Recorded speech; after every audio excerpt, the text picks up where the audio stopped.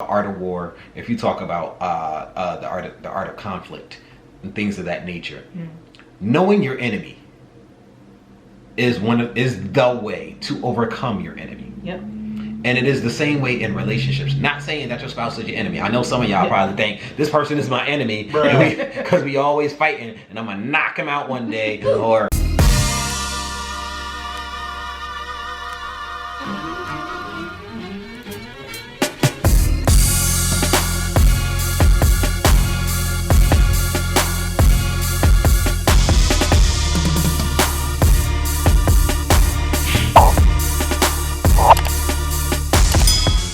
Welcome to the J&O Show, where we talk about things that we were never told. I'm Jay. And I'm O. And now you know. If you guys are new to our channel, please make sure that you like, comment, share, and subscribe. Make sure you turn on those post notifications so you can know when we upload. All right? Because you never want to miss an episode. You don't. Also, if you guys have ideas for topics, please sure to leave them below in the comment section and write #NextShow so that way we can filter through and find the topics that you want to hear. Indeed. Alrighty? Yes. All right, so today we thought that we would talk about, what we talking about, babe? You know, I totally forgot.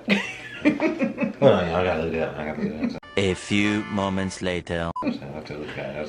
We was just talking about it. You know what I'm saying? Oh, all right. So look. So a couple of, it's been like maybe 2 months by now. We were going through a situation, a period where we were trying to fix some things in our relationship, come to some conclusions. Yes. You know, trying to patch some things up that have been, you know, damaging the boat of love upon which we are all riding. You know? And I did something that can be very destructive to a relationship. I started to focus on that problem so much that I couldn't see anything else. And that is dangerous. Yes. Every marriage is gonna have issues, problems. Once you get past that decade mark, y'all. It ain't going to, you gonna get to it way before then. Yes. But I mean, I'm just trying, because some people can be 5 years deep and still not really be, depending on what happens. Like, we didn't have kids until we were like 7 years into marriage. Right. So year 3 and year 5 and year 6 all felt eerily the same. It wasn't like we were, there's certain issues. Kids will put you on Front Street because you'll just start to realize all the stuff y'all was doing wrong. Sure will. It's just the stress, time management, and things of that nature. You don't have time anymore to just sit there and allow things to fester because your temper's short, because you know you're constantly having to deal with things. You're tired. You know, all of these things are putting you on edge. So a lot of the things that you've been allowing to sort of sleep beneath the surface, because y'all was able to just sort of chill and not really talk about it, now it's starting to blow up in your face. Right. So I say year 10 because by then most of, if you're able to, you got kids, you're thinking about having kids, you're stressing about not having kids, or all of that type of stuff. So a lot of stress starts to come into your situation that may have not initially been there, usually before then, but at least by then. Right. You get to that point, you are starting to patch up stuff on your boat, because you on the boat and it's a pretty, you know, some boats are weaker than others, some are strong. It's just the way it is. But if you starting to dash your boat up against rocks, you're gonna have some patches that you're gonna have to fix up. Press it down. And Fix it quick. yeah, you better fix it because you sink? will sink. You will sink. And one of the things that a lot of people can tend to do is when you're going through something, you can start to focus on that problem so much that you don't see any of the good. Right. And for those of you who actually want to stay together after you go through the problem, because you know some people may not really care if they stay, they might be like, you know what, I'm done anyway, I'm done with you, I can't stand you no more, so that's it, I'm out of here. That's true. but if you're trying to stay together, the best thing to do when you're going through these issues is to focus on the good as well. I like the Analogy. I was gonna say analogy, Metaphor. but that's not the right word. But Metaphor? the test or the example, I guess. For those of you who may have seen Why Did I Get Married, filmed by Tyler Perry. Hey Tyler. Pause. We gonna meet. We haven't met yet, but we're gonna meet. Okay. Okay. I speak that into existence. We're gonna meet. Okay. We're actually even gonna work together. Wow. I don't know in what capacity, but we will. All right. Just we'll have this as reference. But anyway. Wow. I was gonna say that in the first one, in the original Why Did I Get Married, they're 4 couples. Basically, they're 4 married couples. They're all friends, the guys and the girls. They're all friends, and they do this marriage retreat once a year where they basically ask themselves the question, why did I get married? And on this one particular trip that they went on, they discovered a lot of issues in all of the marriages. A lot of cats was let out the bag. And one of the women, Janet Jackson role, she plays a Patricia. Yeah, Patricia. She plays a psychologist, and so she she gives her girls this test, basically, or not a test, but a challenge, and she tells them that I want you to go home and write on a sheet of paper all of the bad stuff that your husband has done to you, and then I want you to write all the good stuff that he's done for you, and if the bad outweighs the good, then by all means. You know, she was like, but if that good outweighs the bad, then you sit there and you try to figure it out and you try to fix it.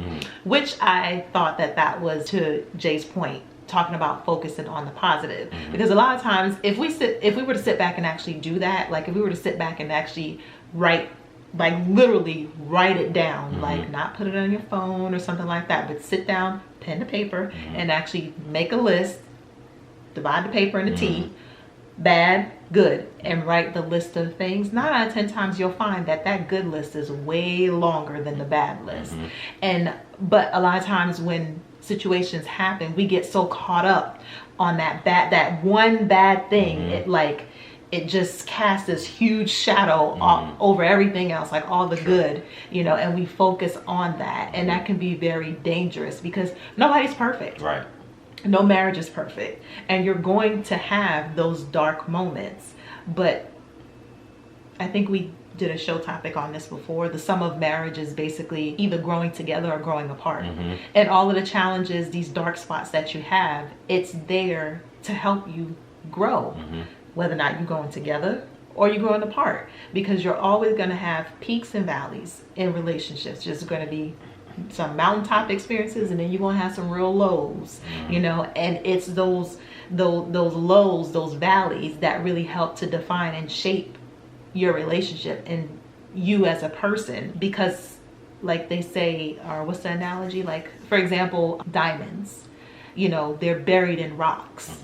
Okay, you can't get to that diamond unless pressure is applied to it. Same thing with like gold, like any precious jewel or stone or something like that. You don't just go and, oh, here it is, you stumble upon it. No, it's buried deep into the rock, and you have to put pressure. You got to melt stuff. You got to do all kind of stuff to get to that precious jewel. And it's the same thing, I think, when it comes to relationships. Like, it's not just gonna happen. Relationships and marriage take work, so you have to be willing to go through that fire. You have to be willing to dig deep so that you can pull out that gem, you know, in your marriage or for your marriage, for that relationship. Yeah, she sort of did that thing. I'm gonna be honest with you, I don't really got a lot more to say about this here subject. I mean, that just really is what it is. I mean, don't get caught up in that trap of concentrating on all the things that your spouse does wrong. Like especially if you know, for instance, if you know that there's always something that triggers it. Like a lot of times it'll be things that are in time that'll trigger that'll trigger the reaction. Okay. You know, it'll be something that always triggers that reaction, something that they always do. And sometimes it'll be a certain time of day because it's something that has to happen at this particular time of day, and it always triggers you to be like, oh my gosh, you get on my nerves when you do that. You know, it's just one of those things because, you know, we tend to be, especially when you have kids, you tend to end up being schedule oriented. If you got kids, you're going to end up getting the schedule. Trust you got me. You going to, that's the only way you're going to be able to get stuff done. Right.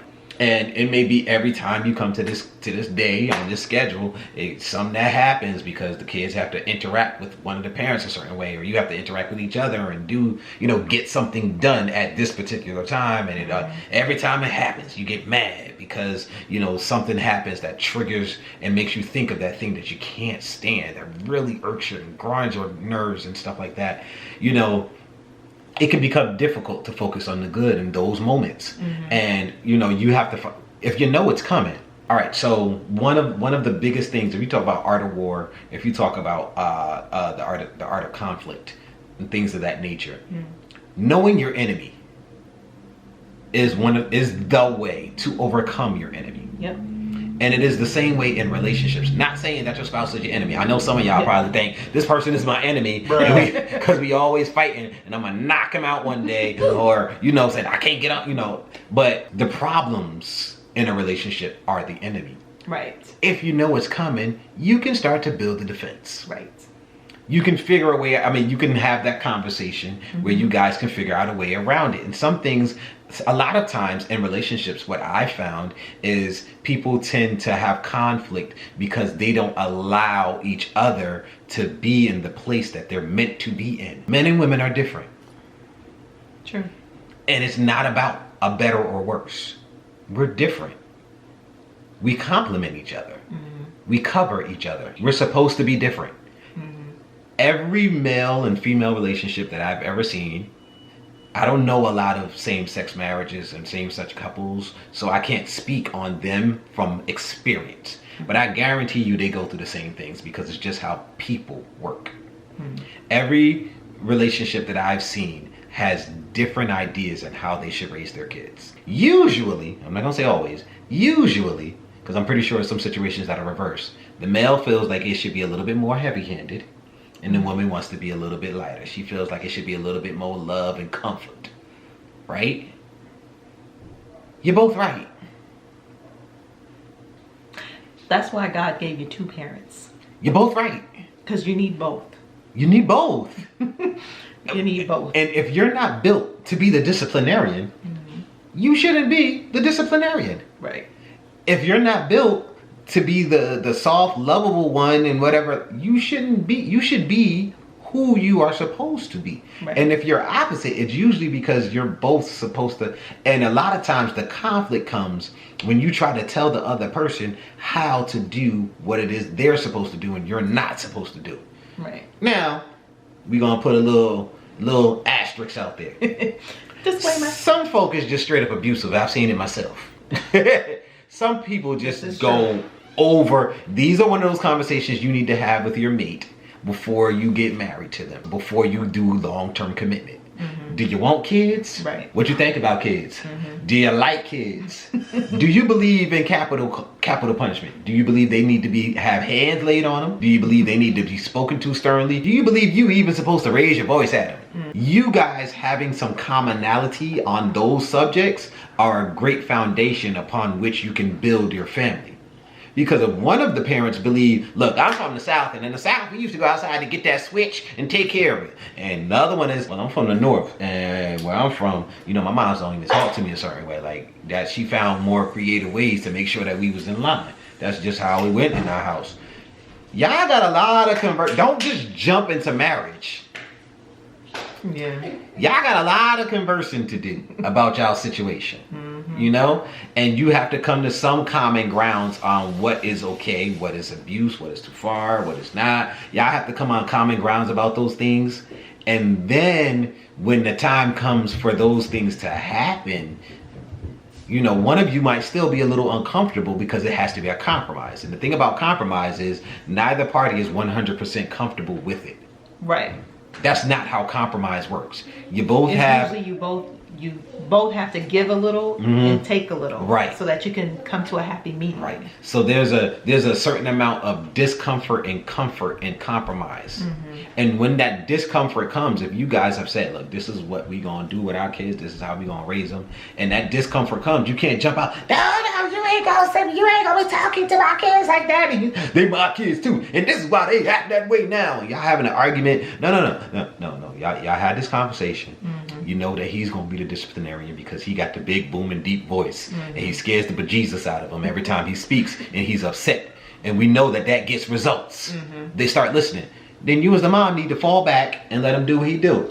Yeah, and I was gonna say, and if it is a situation where you feel as though you don't necessarily agree how one of the parents handled it, and we've spoken about this before, don't correct each other in front of the kids. Don't do that. Don't do that. Boy. You want to make sure that you do that behind closed doors because your kids need to know that you're a united front. Let me tell you something. Kids were born with the art of war imprinted in the back of their brain. Because they will play you. They're going to see your weakness and attack. Yes, they will in a heartbeat. Okay? And it's not because they're doing it because they're trying to be mean or vindictive. They don't know any better. They just, kids are they're trying to survive. Emotion. Yes, they're just trying to survive and they're just doing what comes instinctively to them. And they don't know that doing that can drive a wedge between mommy and daddy. So you have to make sure that you are being the parent and doing the things that you need to do that's going to be best for your household overall. Yeah. Okay. So, I mean, we just wanted to put a couple of things out there about like what to concentrate on. Not premeditated, but preemptive actions. Right. You know, sometimes taking action all the time. Taking action in advance is the best way to avoid bad outcomes. Talking, communicating, figuring things out. And guys, you know, for those of you who are not married yet, these difficult conversations, that's another one we could talk about. You have to get used to having difficult conversations with the person you're going to be with. If every time you have a certain type of conversation with your mate that greatly affects your relationship or greatly affects them and their disposition and stuff like that, and they just start getting all crazy and you can't never talk about nothing, don't just go rolling down the aisle or to the courthouse and they ain't figure it out. No, you need, every time we talk about your mama, you lose your temper and you throwing chairs at the wall and stuff. Look, if we can't talk about your mama because you know she crazy, we got a problem. We got to have this conversation. If we can't have this conversation, then we can't have us. Right. You have to love yourself enough to not accept abuse in advance. You see it coming, so stop. Yeah. If we can't have these conversations, bruh, I don't understand how you think we're going to get married. I don't understand how that's going to go down. Right. Don't be so stuck into, I have to get married to this person. And that is probably the hardest thing that anybody's going to hear. Don't be so stuck on wanting to get married to some certain person that you will allow abuse. Yes. And you can't talk about certain things and you're just going to have this headache hanging over your head causing you unnecessary stress for the rest of your life. I'm going to tell you something. 10 years down the road, it ain't going to seem that important. It's really not. Yeah. So we just wanted to throw some stuff out there. Of course, we're on a couple of tangents. You know, that's what we do. That's how we communicate. If we weren't family, we wouldn't just tell you our random thoughts that come out in the middle of a conversation. We out here having a conversation. You know what I'm saying? You can talk now. I'm sorry. I mean, we should have sat here and been listening to what y'all was going to say anyway. So you tell us what you think about that. What you think? Yeah. You know what? You got a good point. Exactly. See, now we taking in stuff that y'all giving us. You know what I'm saying? This is how family do. We making each other better. You know what I'm saying? Put it in the comment section below. So we can know. Exactly. So anything y'all want to talk about, put it down in the comment section. If y'all want us to expand on some of the ideas that we put out, because we tend to give y'all general stuff because it's just a lot to talk about in 15, 20 minutes. Throw that on in the comment section. You know, holler at us, talk to each other, share ideas, and let's help to grow a community of people who are helping each other get through this here relationship and marriage thing. Yes. All right. Well, thanks for watching, guys. Be sure to add that hashtag next show on any topic ideas that you have for us to expound upon. Alrighty, but that's going to sum up today's episode. But till next time, later. Press the off button.